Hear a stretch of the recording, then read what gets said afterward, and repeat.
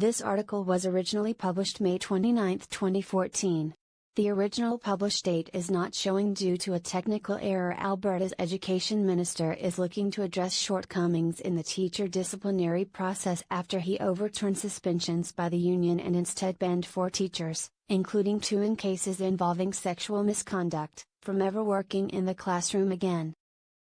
Jeff Johnson used his ministerial power to revoke the professional teaching certificates of 4 teachers who either physically or sexually abused students, engaged in inappropriate online relationships with them, or committed fraud, overruling suspensions meted out by the Alberta Teachers Association. In one instance, Mr. Johnson overturned a 4-year suspension for a teacher who, among other things, gave a student an assignment to masturbate in the shower and then text message him details while he masturbated. In another instance, a teacher's certificate was revoked by the minister for engaging in sexual intercourse with a student and then providing false information to investigators, according to documents released by the province. Any parent who reads these files will see clearly that the current system needs to be strengthened, Mr. Johnson said in a statement Thursday. The individuals in question should never be allowed to teach again. It's very disconcerting to know that the people currently involved in the disciplinary process don't feel the same way and believe that, despite a finding of guilt, this egregious behavior warrants merely a suspension. Mr. Johnson said the current process, where a hearing is conducted by 2 teachers and a member of the public named by the Minister of Education, lacks accountability and transparency. I hope to work with the ADA to address the shortcomings of the system. This isn't a labor issue, this is about protecting students and ensuring Alberta classrooms are safe for everyone, he said. Tensions between the Alberta Teachers Union and the government have heightened since the release of a provincial task force report in early May that educators say attacked their profession.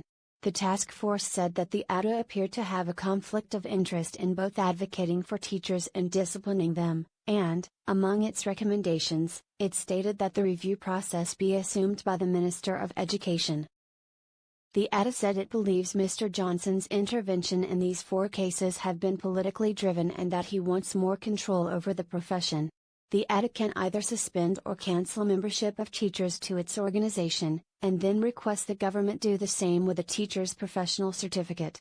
Gordon Thomas, the ADA's executive secretary, said that when the Professional Conduct Committee suspends the membership of the teachers involved, the chances of them returning to the public or separate school system is very low.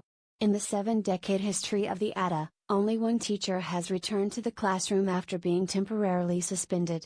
This is because educators have to go through an onerous process to demonstrate their fitness to teach again, Mr. Thomas said. What we've got here is part of this overall effort to undermine teachers, Mr. Thomas said of the minister's interference, the first time he has done that. The ADA's suspension protocols are the strictest in any profession in the country. Mr. Johnson revoked the teaching certificate of an educator who had consensual sex with an 18-year-old student before he was about to graduate. The hearing committee had imposed a 3-year membership suspension in the case, but it was increased to 6 years when the ADA's Executive Council appealed the decision. The ADA asked the minister to suspend the teacher's certificate for 6 years, the minister disagreed. Asked whether the ADA should have cancelled the teacher's membership outright, Mr. Thomas said, "This was a consensual relationship right at the end of grade 12 and they felt a suspension was appropriate."